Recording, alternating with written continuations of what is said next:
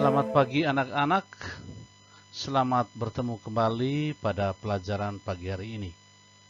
Pada pagi hari ini kita memasuki pelajaran yang baru, pelajaran yang ketujuh, itu tentang cara hidup murid Yesus.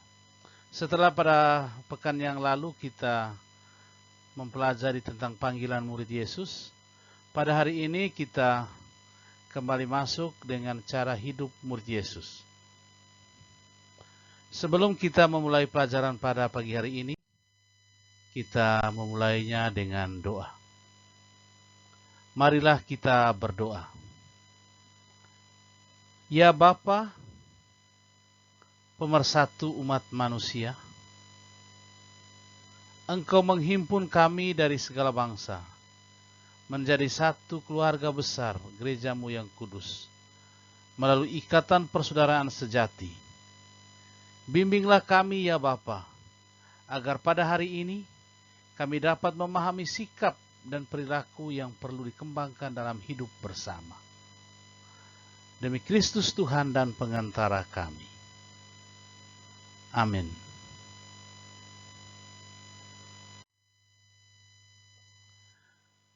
Setelah kita berdoa, kita bersama melihat tujuan pembelajaran kita pada hari ini.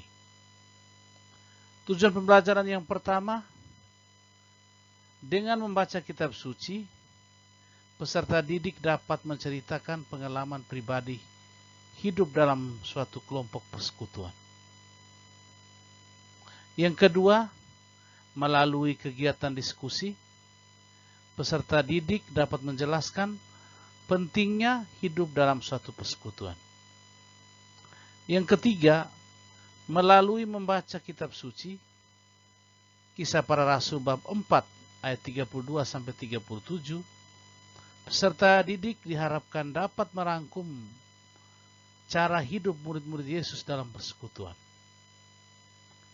Dan yang terakhir, dengan bertanya jawab, peserta didik dapat menjelaskan hidup persekutuan pada jemaat perdana.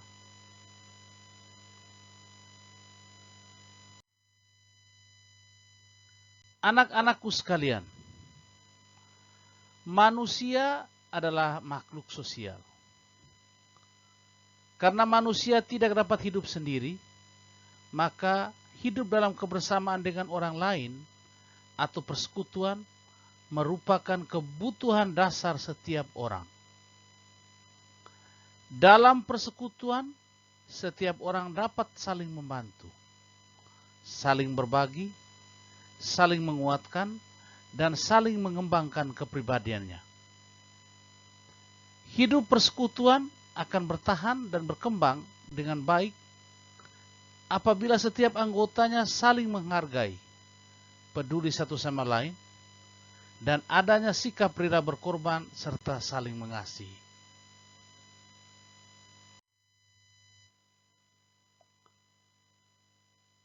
Berdasarkan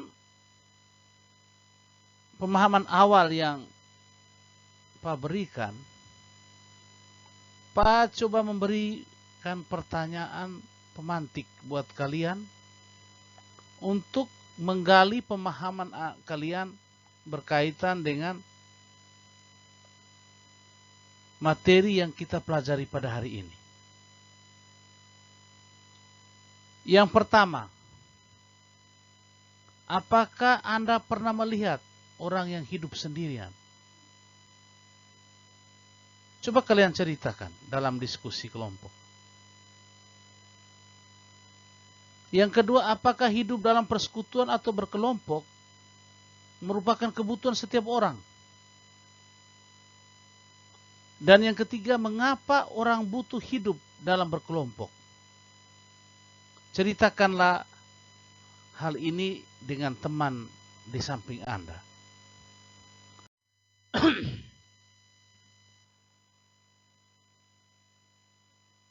Dalam kelompok, kalian dihantar untuk menggali pengalaman kalian dalam keberadaan atau keikutsertaan dalam kehidupan menggereja di lingkungan di KBG, lingkungan, atau stasi, atau paroki, yang semuanya itu semakin memperkaya pengetahuan kalian mengenai cara hidup dalam kelompok atau persekutuan. Silakan kalian sharing bagaimana kalian menyaksikan pengalaman bersama dengan orang lain di lingkungan kalian, di KBG, stasi, atau secara paroki. Bagaimana kebersamaan yang terbentuk, di mana satu dengan lain mereka saling memperkaya. Semuanya itu di-sharing. Atau ada pengalaman-pengalaman yang kurang menyenangkan dalam kebersamaan, bisa di-sharingkan bersama teman, sehingga memperkaya pemahaman kalian. Setelah kalian sharing, kalian masuk ke pendalaman kitab suci. Untuk pendalaman kitab suci, kalian menemukan perikop-perikop mana yang berbicara tentang cara hidup jemaat perdana yang menjadi landasan umat kita atau kesaksian hidup Kristen sekarang dalam kebersamaan meneladani cara hidup jemaat perdana. Coba kalian baca Kisah Para Rasul bab 4 ayat 32 sampai 37.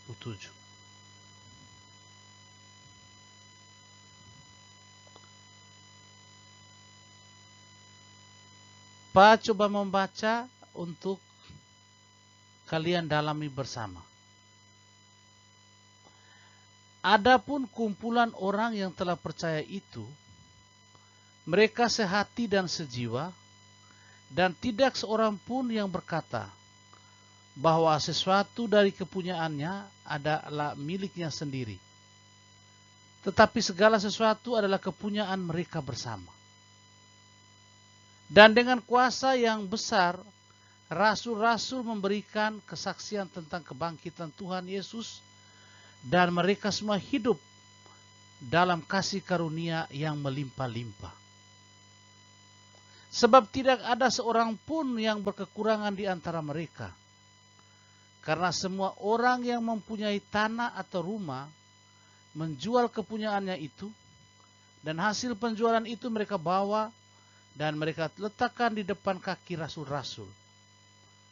Lalu dibagi-bagikan kepada setiap orang sesuai dengan keperluannya. Demikian pula dengan Yusuf, yang oleh rasul-rasul tersebut disebut Barnabas, yang artinya anak penghiburan, seorang Lewi dari Siprus. Ia menjual ladang miliknya, lalu membawa uangnya itu dan meletakkannya di depan kaki rasul-rasul. Demikianlah sabda Tuhan. Baik anak-anak, itu bacaan dari Kisah Para Rasul. Kemudian Kisah Para Rasul, teks Kisah Para Rasul yang kedua, yaitu Kisah Para Rasul bab 2 ayat 41 sampai 47. Orang-orang yang menerima perkataannya itu memberi diri dibaptis. Dan pada hari itu jumlah mereka bertambah kira-kira 3.000 jiwa. Mereka bertekun dalam pengajaran rasul-rasul dan dalam persekutuan. Dan mereka selalu berkumpul untuk memecahkan roti dan berdoa. Maka ketakutanlah mereka semua. Sedang rasul-rasul itu mengadakan banyak mujizat dan tanda, dan semua orang yang telah menjadi percaya tetap bersatu, dan segala kepunyaan mereka adalah kepunyaan bersama. Dan selalu ada dari mereka yang menjual harta miliknya, lalu membagi-bagikannya kepada semua orang sesuai dengan keperluan mereka masing-masing. Dengan bertekun dan dengan sehati mereka berkumpul tiap-tiap hari dalam bait Allah. Mereka memecahkan roti di rumah masing-masing secara bergilir dan makan bersama-sama dengan gembira dan dengan tulus hati sambil memuji Allah. Dan mereka disukai semua orang. Dan tiap-tiap hari Tuhan menambah jumlah mereka dengan orang yang diselamatkan. Demikianlah sabda Tuhan. Syukur kepada Allah. Baik anak-anakku sekalian, setelah kalian membaca dan mendengarkan dua teks kitab suci di atas, secara berkelompok kalian menjawab pertanyaan-pertanyaan. Ada 6 pertanyaan yang menjadi pertanyaan pendalaman atas materi yang kita pelajari hari ini tentang cara hidup murid Yesus. Pertanyaan pertama, bagaimana cara hidup yang dikembangkan dalam persekutuan jemaat perdana? Yang kedua, hal-hal apa saja yang kamu temukan dalam kitab suci, tetapi belum tampak dalam kehidupan umat di lingkungan atau stasi atau komunitas, seperti yang sudah kamu amati dan kamu sharingkan tadi bersama dengan teman-teman kalian. Jadi pengalaman yang kalian lihat, itu kalian tulis untuk menjawab pertanyaan nomor 2. Pertanyaan nomor 3. Hal-hal apa saja yang dilakukan oleh umat perdana menurut Kisah Para Rasul bab 2 ayat 41 sampai 47. Kalian tuliskanlah apa yang dilakukan oleh umat perdana. Bagaimana mereka punya cara hidup dalam kebersamaan mereka. Pertanyaan keempat, jelaskanlah pentingnya hidup dalam suatu persekutuan. Pentingnya hidup dalam satu persekutuan. Di sini Pak garis bawah itu pentingnya. Yang kelima, bagaimana cara hidup murid-murid Yesus dalam persekutuan menurut Kisah Para Rasul bab 4 ayat 32 sampai 37. Ya. Cara hidup mereka yang menjadi inti. Kemudian nomor yang keenam, jelaskanlah hidup persekutuan pada jemaat perdana. Sesuai pendalaman materi yang kalian temukan dalam 2 teks kitab suci yang kalian baca di atas. Kalian jelaskan tentang hidup persekutuan. Baik anak-anak, tugas ini kalian kerjakan sambil kalian membaca atau mendalami juga buku pegangan siswa tentang materi cara hidup murid-murid Yesus. Temukan jawaban di sana dan tulislah jawaban-jawaban itu secara berkelompok.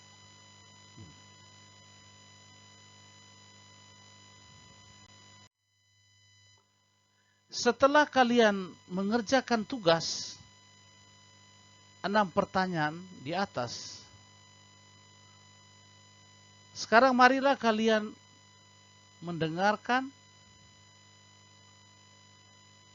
penegasan akhir dari Pak. Dalam kitab suci, gambaran hidup persekutuan orang-orang beriman dapat kita refleksikan dari kehidupan jemaat perdana. Sebagaimana dikisahkan dalam Kisah Para Rasul bab 4 ayat 32 sampai 37 dan Kisah Para Rasul bab 2 ayat 41 sampai 47. Dalam kehidupan persekutuan mereka tampak beberapa hal berikut. Yang pertama,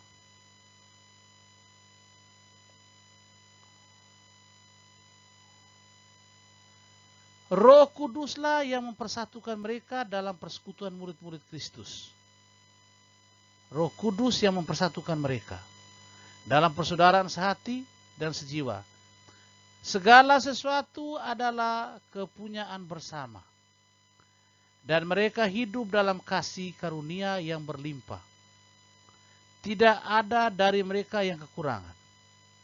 Yang kedua, setiap anggota persekutuan adalah sesama yang sederajat. Tidak ada yang merasa lebih rendah atau lebih tinggi. Mereka hidup saling peduli dan saling memenuhi. Tidak ada pembedaan antara kaya dan miskin. Yang ketiga, adanya kepemimpinan yang mampu melayani dan mampu memberi kesaksian tentang kebangkitan Kristus di tengah mereka. Yang keempat, mereka bertekun dalam pengajaran para rasul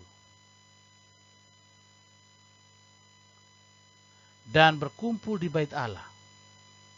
Yang kelima, mereka secara bergilir mengadakan perjamuan kudus dan senantiasa bersukacita dalam dan tulus hati sambil memuji Allah. Cara hidup seperti yang nampak dalam kehidupan jemaat perdana dapat menjadi contoh dan model bagi persekutuan yang ada pada masa sekarang. Sehingga persekutuan atau kelompok tersebut dapat berkembang, berdaya guna, beranggota kelompok dan masyarakat kita.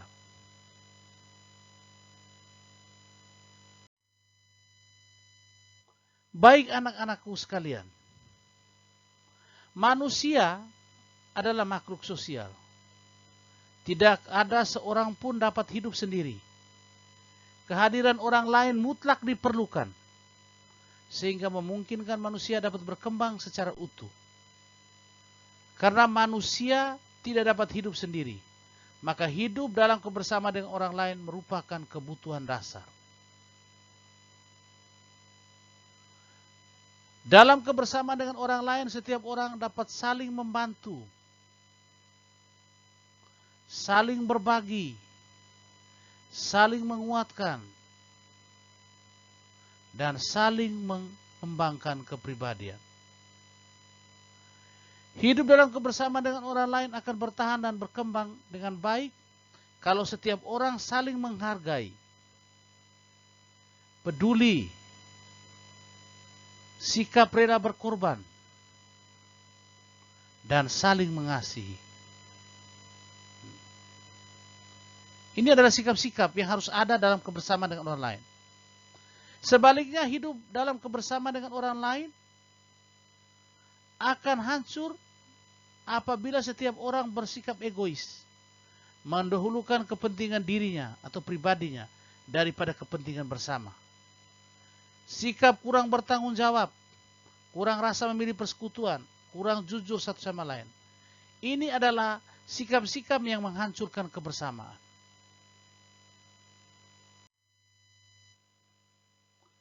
Setelah kalian mendengarkan pendalaman yang Pak berikan, mari sekarang kalian hening sejenak, melihat ke dalam diri, melakukan refleksi atas kenyataan hidup yang kalian temukan dalam kehidupan sehari-hari dan dalam apa yang kalian dalami dalam teks kitab suci. Anak-anakku yang terkasih, hari ini kita telah belajar banyak mengenai cara hidup jemaat perdana. Kita juga sudah mengetahui cara hidup jemaat di lingkungan di mana kita tinggal. Marilah kita membuat doa bagi mereka, agar hidup jemaat di lingkungan kita dapat berkembang menyerupai cara hidup jemaat perdana tersebut. Kalian diberi waktu untuk menyusun sebuah doa bagi kebersamaan hidup dalam KBG, komunitas basis gereja ini, atau lingkungan, atau secara stasi, atau paroki. Mendoakan kehidupan bersama agar semakin berkembang, semakin kuat meneladani jemaat perdana. Karena kebersamaan adalah kekuatan untuk kita mampu mengembangkan iman kita.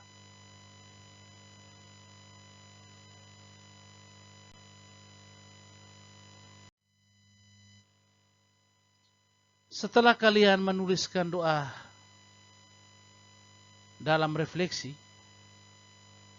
sekarang kita sudah sampai di akhir pelajaran. Marilah kita menutup pelajaran kita pada pagi hari ini dengan doa penutup.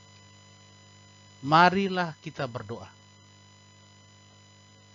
Tuhan Yesus yang penuh cinta, kami bersyukur berkat kasih-Mu yang tak terhingga, Engkau sudi memanggil kami hari ini untuk menjadi murid-murid-Mu dalam mengembangkan tugas yang Engkau berikan kepada kami. Kami mohon, bimbinglah kami agar kami mampu memahami panggilan untuk menjadi murid-murid-Mu. Terima kasih ya Yesus. Amin. Dengan ditutup dengan doa penutup, maka pelajaran kita berakhir sampai di sini. Sampai bertemu kembali di pelajaran yang akan datang. Terima kasih.